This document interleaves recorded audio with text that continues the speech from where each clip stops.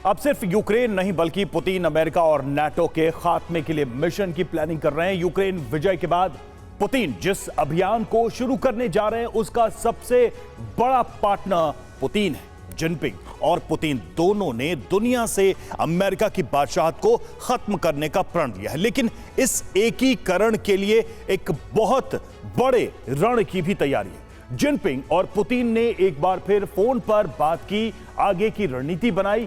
माना जा रहा है कि पुतिन की सेना यूक्रेन में जीत हासिल करते ही यूरोप का रुख करेगी।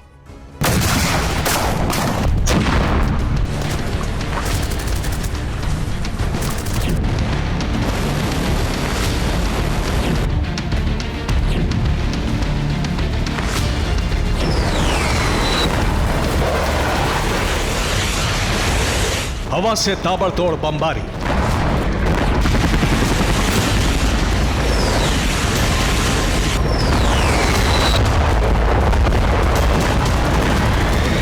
भयंकर तबाही के बाद यूक्रेन के संभलने से पहले ही पूरे इलाके पर कब्जा।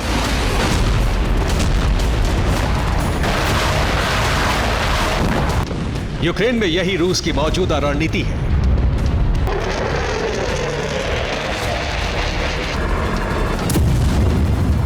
दो साल पहले पुतिन का मिशन यूक्रेन में विजय हासिल करना था, लेकिन अब यह पुतिन के विजय अभियान का सिर्फ पहला पड़ाव बन चुका है।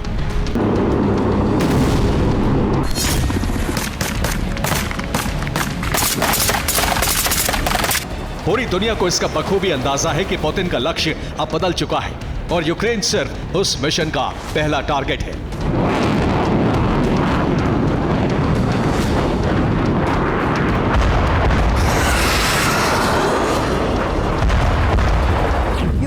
पुतिन के एक मकसद और एक इरादे के साथ शुरू हुआ था, लेकिन इस जंग ने अमेरिका के दुश्मनों को एक होने के साथ ही वर्ल्ड ऑर्डर को बदलने का हौसला दिया। यूक्रेन युद्ध ने चीन, नॉर्थ कोरिया, ईरान और रूस को एक साथ लाकर एक बड़े मिशन की शुरुआत के लिए प्रेरित किया।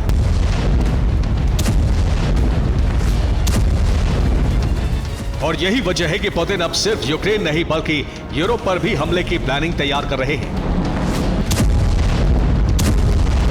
यूक्रेन के युद्ध में चीन के हथियारों के इस्तेमाल के सबूत मिले हैं। ईरान के कामिकाज़े ड्रोन का इस्तेमाल तो बहुत पहले से हो रहा था, बाद में नॉर्थ कोरिया की मिसाइलों का इस्तेमाल भी शुरू हो गया। यूक्रेन युद्ध अब विश्व युद्ध के प्रैक्टिस का मैदान भी बन चुका है, क्योंकि यह पहली बार है जब चीन, रूस, ईरान और नॉर्थ कोरिया के हथियार एक साथ किसी जंग में इस्तेमाल हो रहे हैं। यूक्रेन का युद्ध पुतिन के नेतृत्व में चल रहा है, लेकिन यूक्रेन फतेह के बाद की प्लानिंग अमेरिका के एक और कट्टर दुश्मन देश में भी बन रही है। पुतिन के ऑपरेशन यूरोप में एक से एक धुरंधर है। सबसे ज्यादा परमाणु बम रखने वाला रूस,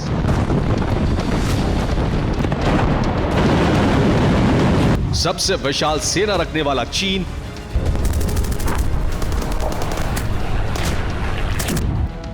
और घातक मिसाइलों का भंडार रखने वाला नॉर्थ कोरिया।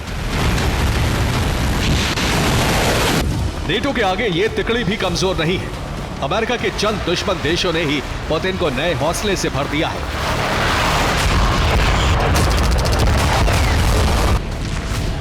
रूस और चीन के गठजोड़ की ताकत लगातार बढ़ती जा रही है और पुतिन के ऑपरेशन यूरोप को पूरा करने की जल्दबाजी ने ही यूक्रेन में हमलों की रफ्तार को नई तेजी दे दी है।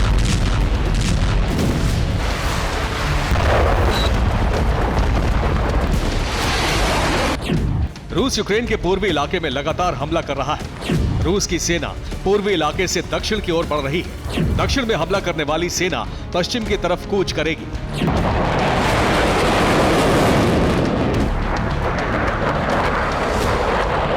यूक्रेन में लगातार कब्जे के मिशन की वजह से ही रूस ने हवाई हमला तेज कर दिया है, ताकि जमीन पर मौजूद सैनिकों को ज्यादा संघर्ष न करना पड़े।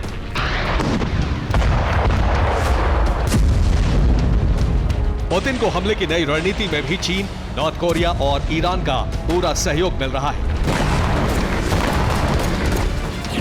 North Korea air to surface missile दे रहा है, ईरान के कामिकाज़े ड्रोन से हवाई हमले हो रहे हैं। चीन ने रूस की आर्टिलरी को बेहद मजबूत बनाया है।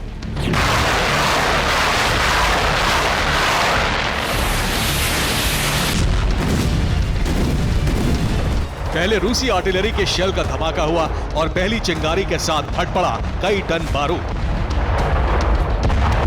जंगल के बीच यह यूक्रेनी सेना का सीक्रेट हथियार गोदाम था, जिसकी लोकेशन रूसी फौज को ड्रोन से मिली और आर्टिलरी के सटीक प्रहार से इसे भस्म कर दिया गया। सूमी में रूसी फौज का हमला जारी है। 11 इलाकों में रूस ने गोलाबारी की। सूमी पर कुल 41 बार हमले किए गए। सूमी में कुल 251 बार धमाके हुए। हवाई हमलों के बीच रूसी सैनिक जगह जगह घात लगाकर बैठे हैं। मोर्टार के साथ मौजूद रूसी सैनिकों ने यूक्रेनी फौज पर घात लगाकर हमला किया।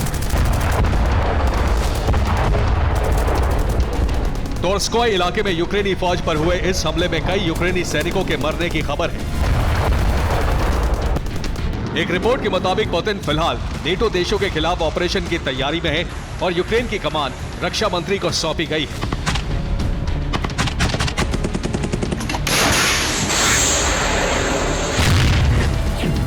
रूसी रक्षा मंत्री ने यूक्रेन में ऑपरेशन चला रहे तमाम कमांडर्स के साथ बैठक की। रिपोर्ट के मुताबिक रक्षा मंत्री ने इस बैठक में कमांडर्स को पुतिन का संदेश दिया। जिस दौरान यहां बैठक चल रही थी, उस वक्त पुतिन जिनपिंग के साथ रणनीति बना रहे थे। पुतिन जिनपिंग के बीच फोन पर बात हुई। दोनों ने दूसरे देशों में अमेरिकी दखल को खारिज कर दिया। दोनों नेताओं के बीच निष्पक्ष वर्ल्ड ऑर्डर बनाने पर बात हुई। जिनपिंग और पुतिन के बीच मिडिल ईस्ट और यूक्रेन पर भी बात हुई। पोलैंड की सीमा में रूसी मिसाइल के आने के बाद पोलैंड ने अपना हवाई कवच और मजबूत करने की योजना बनाई है। पोलैंड को एरोस्टेट पर आधारित एक नई हवाई चेतावनी प्रणाली को खरीदने के लिए अमेरिकी सरकार की मंजूरी मिल गई है। पोलैंड की सीमा पर अब कई आधुनिक रडार सिस्टम लगाने की तैयारी है। ब्रिटेन भी पोलैंड को एयर डिफेंस की सप्लाई करने वाला है। British arms of defence company Poland को ground based next generation air defence system देगी। ये सिस्टम किसी भी क्रूज मिसाइल या फाइटर जेट को 40 किलोमीटर दूर पर ही मार गिराने में सक्षम है।